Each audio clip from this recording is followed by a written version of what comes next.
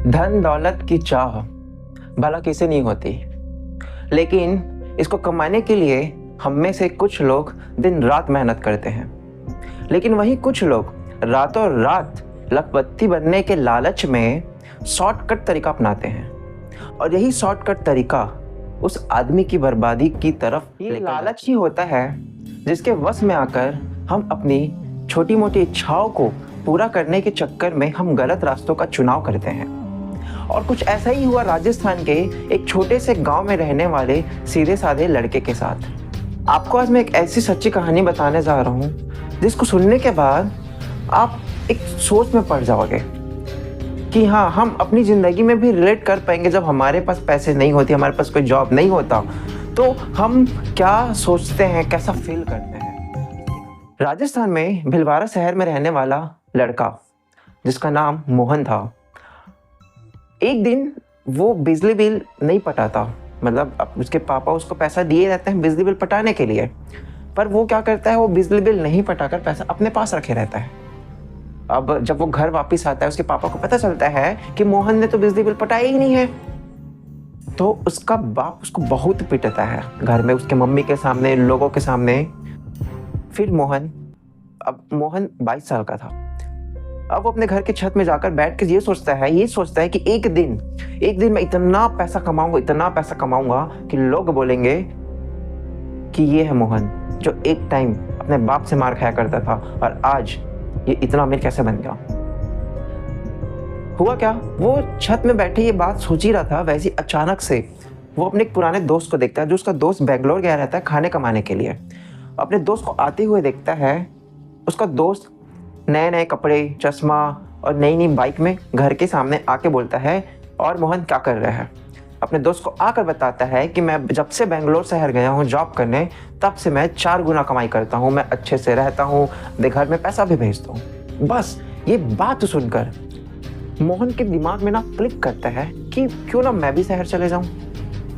और वो अपने घर में लड़ाई झगड़ा करके अपना बैग पैक करके अपने दोस्त के साथ बेंगलोर आ जाता है। बेंगलोर में आने के बाद उसको रियलिटी पता चलती है कि यहाँ तो बहुत स्ट्रगल है। तो वो बेंगलोर आने के बाद 1 महीना इधर उधर घूमता फिरता है। फिर उसको जिस रूम में वो रुका रहता है ना, उस रूम के एक दोस्त ने बोला उसको कि मोहन एक काम कर, जब तक कोई बड़ा काम तू ना कर ले जो तू चाह रहा है, भाई मैं जानता हूँ एक ज्वेलरी शॉप में ना वो लोग काम वाले ढूंढ रहे हैं, झाड़ू पोछा करना है, चाय वगैरह देना है, आके जॉब कर ले। तो फिर वो लड़का क्या करता है, वहाँ जॉब में लग जाता है। बेंगलोर शहर में ही एक ज्वेलरी का शॉप रहता है जिसका जो शॉप का ऑनर रहता है उसका दिनेश नाम रहता है, दिनेश सेठ।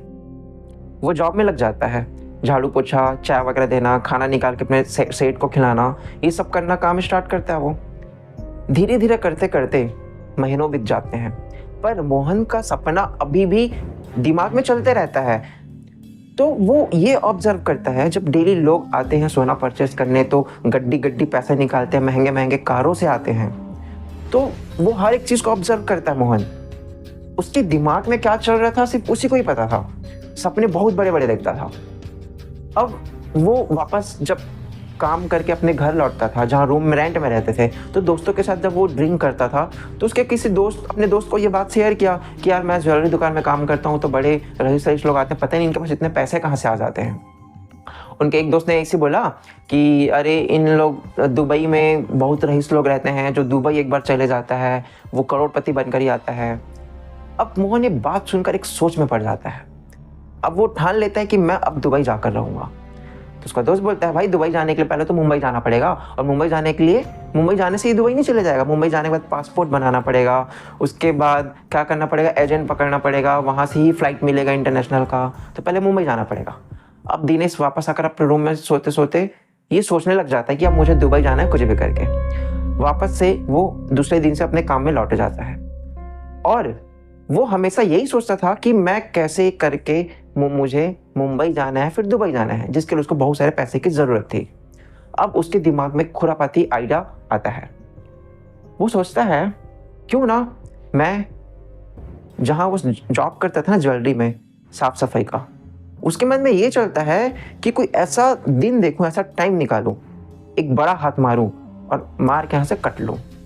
इसके लिए मोहन कई महीनों तक 2-3 महीनों तक वो दुकान का पूरा रेकी करता है। वो ये ऑब्जर्व करता है कि जो दिनेश सेठ है वो कितने टाइम खाना खाते हैं और नौकर है कितने टाइम लंच के लिए बाहर जाते हैं, कितना वक्त मिल सकता है उसको कि तिजोरी से पैसा निकाल सके। वो महीनों रेकी करने के बाद उसको एक दिन ऐसा मिलता है, मतलब वो एक चीज़ नोटिस करता है, उसका सेठ जब भी लंच करने के बाद वो 1.5 मिनट के लिए वॉशरूम में जाता है अपना चाबी भगवान के टेबल के पास रख कर।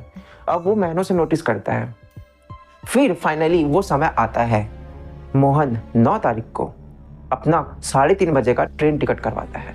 उसके बाद वो दूसरे दिन का, जैसे आज 8 तारीख है, आज वो ट्रेन टिकट ले लिया दूसरे दिन का। अब सब सो गए, वापस रूम में आकर घर आकर ट्रेन टिकट लेकर 8 तारीख को ट्रेन टिकट लिया, अपने रूम आ गया अपने दोस्तों के साथ। फिर पूरा रात को सोए, सुबह हुआ, उनके दोस्त सब बाकी जॉब में जा रहे थे। पूछे मोहन भाई चलना यार, तू भी जॉब में, तू क्यों नहीं जा रहा है? तो वो बोला कि यार आज तो मेरे पेट में बहुत दर्द हो रहा है, तो मैं तो नहीं जाऊँगा आज जॉब में।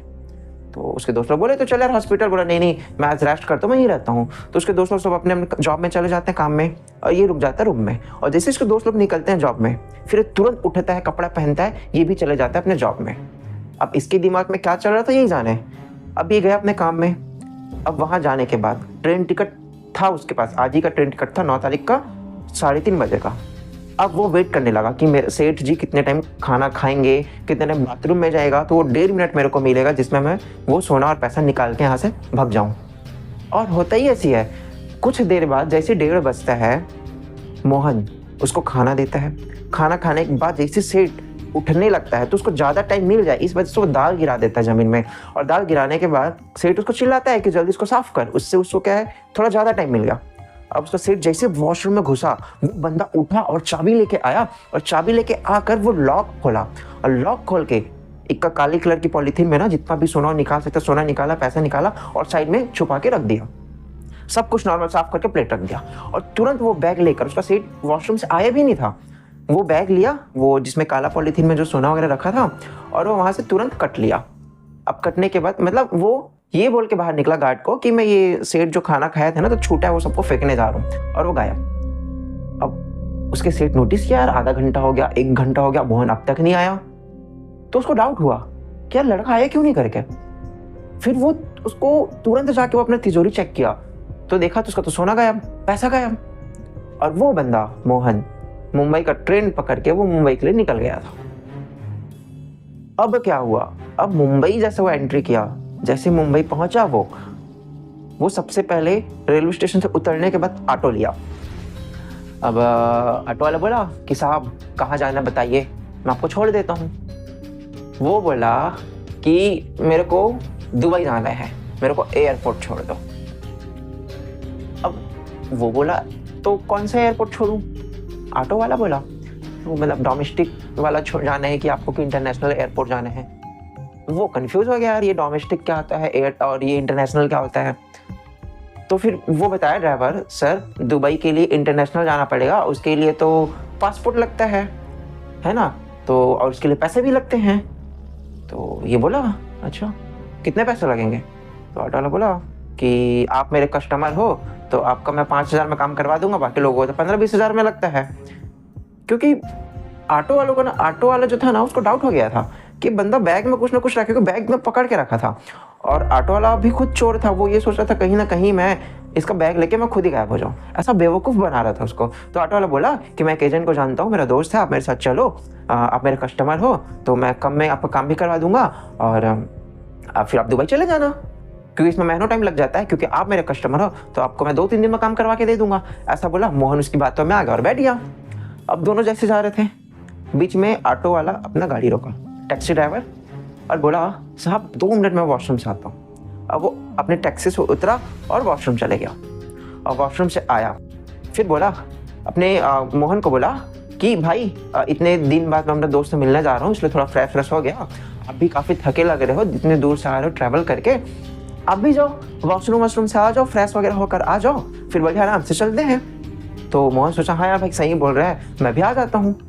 फिर हुआ क्या, मोहन बैग लेके जा रहा था, तो ड्राइवर बोला अरे भाई इतना गंदा रहता है यार, कहाँ बैग लेकर जाएगा, बैग यहीं पे छोड़ दे, मैं तो हूँ ना, मैं देखूंगा। तो ये बोला, तो वो बोला हाँ हाँ ठीक है कोई बात नहीं। तो क्या किया, बैग उसके सामने वाले सीट में छोड़ दिया, बस यहीं पर है ना 2 मिनट में आराम करके मोहन चले गया कहाँ, वहाँ पे जो सार्वजनिक शौचालय था वहाँ चले गया। अब जैसे वो मस्त मुंह वगैरह धो के फ्रेश होकर आ रहा था, एकदम मस्त दुबई जाऊंगा अब तो पैसा ही पैसा होगा करके ये सोच के आ ही रहा था, वैसे ही वो देखा कि ऑटो वाला तो था ही नहीं, ऑटो वाला गायब।